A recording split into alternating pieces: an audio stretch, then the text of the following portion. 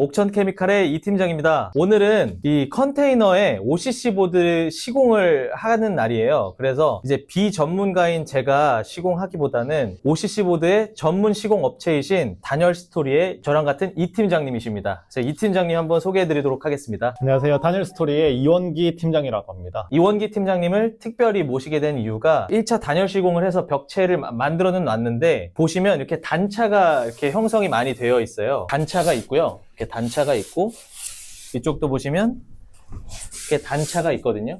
면을 고르게는 빼진 못한 상황이에요. 어쩔 수 없는 환경으로 인해서. 이런 시공 환경일 때는 전문 시공자가 어떻게 시공을 하는지, 이런 벽면 단차나 이런 부분을 어떻게 맞추고, 또 OCC 보드를 활용하면 어떻게 단차를 맞출 수 있는지, 이런 부분이 중요한 이유가 인테리어 현장을 가보면 사실상 벽면이 고르지 못한 현장이 대부분이거든요. 벽면 이쪽이 더 튀어나와 있거나 아래쪽은 들어가 있거나, 그리고 똑같이 면은 잡혀 있는데 막상 이렇게 다 철거를 해놔서 보면 시멘트 사이가 막 단차가 있는 경우도 있고 그래요. 셀프로 하시려고 하면 엄청 난감한 상황에 많이 처하시게 될 건데, 그런 부분들에 대해서 폼본드와 떡가베 두 개를 사용해서 시공하신다고 하거든요. 시공 방법은 어떻게 진행을 하실 예정이실까요? 지금 컨테이너 단열 시공을 했는 걸 보니까 굉장히 시공을 꼼꼼하게 잘 해주셨어요. 근데 이렇게 좀 단차가 나는 부분들이 있는데, 이런 부분들 같은 경우는 타일 본드와 우레탄 폼본드 면을 맞춰가면서, 그리고 그 한 면을 잡을 때 첫 번째 면과 그리고 마지막 장이 들어가는 그 부분이 단차가 맞을 수 있고, 그 부분을 확인하고 그 다음에 눌러가면서 맞춰서 시공이 들어갈 예정입니다. 먼저 이쪽 정면 보이는 이 면부터 이제 단열 시공이 들어간다라고 했었을 때 해야 될 거는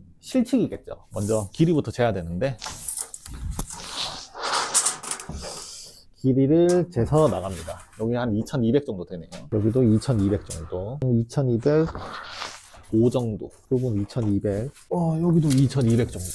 높이는 2200 정도입니다. 단열재를 이제 어떤 식으로 해서 붙이냐, 그 순서를 정해주면 좋은데, 끝에서부터 붙이는 식으로 나가도 되고, 여기 창틀 마감을 생각을 해가지고 여기를 살아있는 날을 이쪽에 붙이면서 넘어가고, 이쪽 부분도 여기 끝을 살아있는 면을 사용해서 붙인다는 생각으로 이쪽 면을 잡고 이렇게 나아가는 형식으로 하면 분명히 마감 후에도 이쪽 창틀 주변으로 해가지고 마감이 좀 이쁘게 나올 것 같아요. 이렇게 일단 먼저 재단을 하고, 이쪽 부분을 재단을 해서 먼저 이쪽 면을 한번 끝내보도록 하겠습니다. 팀장님, 제가 이 단열재를 직접 잘라보고 시공도 조금 해봤는데, 저도 그렇고 다른 소비자분들도 그렇고 정말 많이 궁금해하시는 부분이, 높이가 2200이면 2200에 딱 맞게 자르는 게 좋을지, 여유를 좀 두는 게 좋을지, 시공 방법에 따라서 밑에를 좀 띄우시는 분들도 있고 이러던데, 이런 건 혹시 다니얼스토리에서는 어떻게 진행하시는지 좀 궁금하거든요. 일단 먼저 사실 정해진 답은 없는 것 같습니다. 기술자들 마다 어떤 부분을 좀 강조하고 중요하게 생각하는 이런 부분들에 의해서 좀 시공 스타일이 달라질 것 같은데, 결국은 그 틈을 주는 이유가 가장 중요할 것 같아요. 단열재와 단열재를 정확하게 붙인다고 하더라도 그 사이에 틈이 발생한다라는 거죠. 몇 미리 정도 띄워서 그 부분을 솜으로 충진해서 더욱더 밀도 있게 충진하기 위해서 1cm를 두시는 분들도 계시고 0.5cm를 두시는 분들도 계시는데, 저 같은 경우는 5mm 정도 그렇게 좀 진행을 하고 있습니다. 시수를 이제 쟀으니까 자를 건데,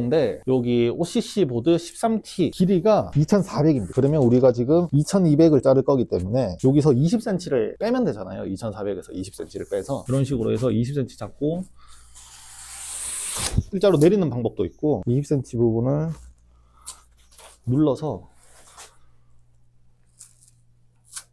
표시를 해놓고 수평자를 이용해서 칼 뒷부분이나 앞부분을 통해서 한 번 더 길을 내준 후에 자르는 방법도 있고, 그리고 자를 때도 이렇게 빼주는 이유는 요거를 자르면서 밑에 있는 단열재 손상을 막기 위해서 단열재를 좀 앞으로 빼주고요, 수평자를 이용해서 길을 맞춘 다음에 칼을 넣고 한 번만에 자르려고 생각하시면 안 돼요. 첫 번째 칼질은 필히 길을 내준다라고 생각을 하셔야 됩니다. 그리고 두 번째 칼질에서 완벽하게 자른다, 그렇게 생각을 해주셔야 됩니다. 그 다음은 벽면 쪽으로 대가지고 확인을 하고 그 다음에 이제 붙여줄 건데요. 굉장히 잘 잘라가지고 이 부분을 바닥으로 가서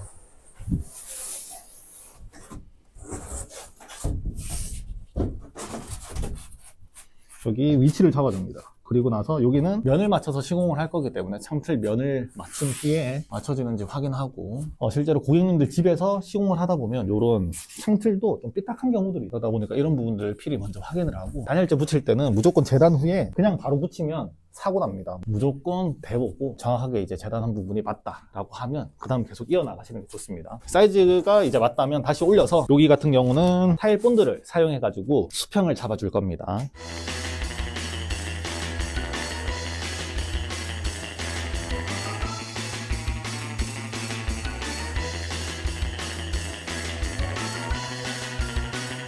네, 이 방법은 최소 이제 단열재 사이 높이가 한 1cm 이상 좀 벌어졌을 때 이런 식으로 타일 본드를 사용해 가지고 단차를 잡아주는데요. 여기서 끝나는 게 아니고 이제 폼 본드를 사용해 가지고 붙일 건데 요거는 이제 수달 폼 본드입니다. 30% 빠르게 이제 경화가 돼 가지고 붙일 수 있다고 하는데 한번 쏴보겠습니다.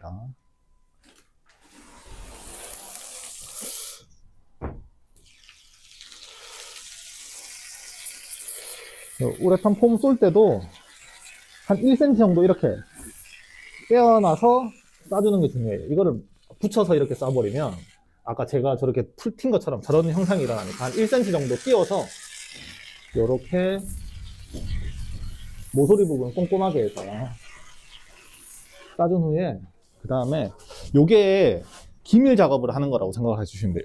이 단열재 테두리 부분을 얘가 기밀 작업을 해준다라고 생각을 하고 이 안에서도 뭐 굉장히 뭐 뿌리는 방법이 다양하세요. 막 대각선으로 사선으로 뿌리시는 분들도 계시고 세로로만 뿌리시는 분들이 계시고 세로 가로 다 뿌리시는 방법도 있는데 저는 세로 가로를 다 하는 형태로 해서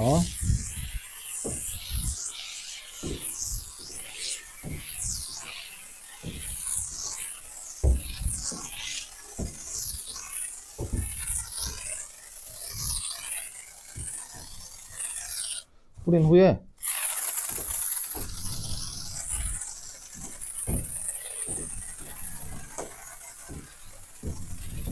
저는 이런 식으로 뿌려서 이 조각되는 블럭을 좀 최소화해서 더 작게 만들어 주려고 이렇게 세로로도 뿌리고 가로로도 뿌리고 그렇게 해서 지금 우레탄 폼을 뿌려주고 있고요. 팀장님, 이게 이 조각이 작을수록 유리한 점이 있나요? 이거 관련돼 있는 테스트를 몇 번 했지만 압착 기밀을 하잖아요 저희가. 그러다 보니까 완전히 벽에 부착되는 면도 있는데 벽이 올고르지 않으면 완전히 밀착되지 않고 이렇게 겉면만 붙는 식으로도 단열재가 들어갈 수밖에 없고 이런 부분들을 좀 최소한 작게 만들어주면 공기층이 안에서라도 꽤 나뉘어지니까 이런 식으로 좀 작게 만들어 주려고 하고 있습니다.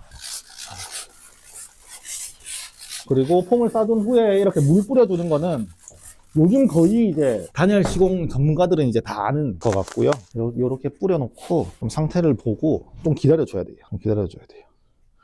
이제 어느 정도 좀 뿌려놓고 시간을 두고 시공을 하는데 그럴 경우에는 이제 다음 거를 뭐 자르거나 뭐 준비를 하는 그런 시간으로 보내셔도 되고 여기 보시면 이제 폼 본드가 살짝 이제 쫀득쫀득하게 이렇게 올라오는 모습을 볼 수 있습니다. 자, 이제 단열재를 붙여주도록 하겠습니다. 단열재는 아까 제가 이야기 드렸다시피 여기 창틀 라인에 맞춰 가지고 붙여줄 수 있게 이제 수평자를 통해 가지고 이렇게 좀 꽉꽉 눌러주면서 다 눌려지는지 이런 부분들을 좀 확인해 주시면 되겠습니다. 이쪽 부분 보시면 이렇게 지금 같은 단열재 면에서도 이렇게 넓은 요 사이 틈이 넓은 부분이 있고 좁은 부분이 있고 이런 부분들이 보이십니다. 이런 부분들을 저희가 이제 이런 단열 시공법을 이용해 가지고 단차를 맞춰주는 작업을 하고 있습니다. 다음은 여기 옆에 장에 대해서 이제 재단을 할 건데 20cm 맞춰 가지고 일자로 그어준 후에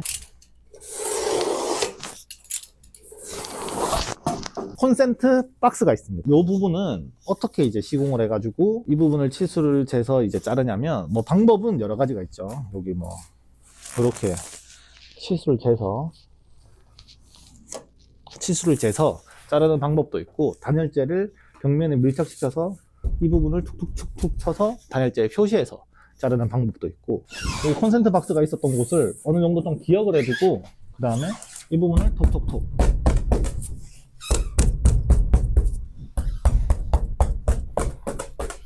이렇게 쳤을 때 여기 올려보면 살짝 여기 표시가 되어 있습니다. 이렇게 좀 눌린 표시가 보입니다.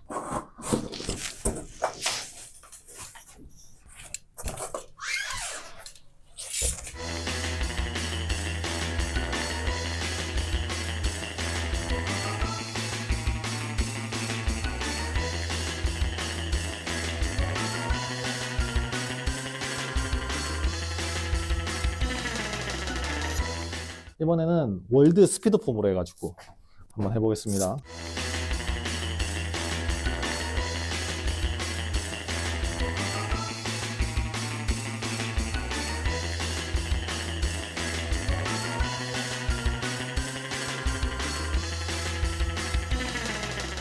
이번에는 스피드 접착 폼인데요. 이걸로 이제 한번 뿌려보겠습니다.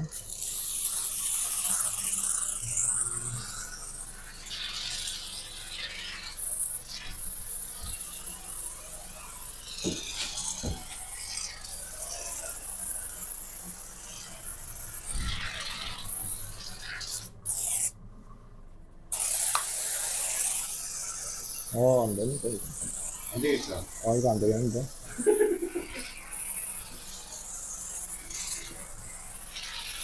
기록이 나오는데, 이게 너무, 이게 나오는 게 각상경이 좀 달라. 이거 안 돼.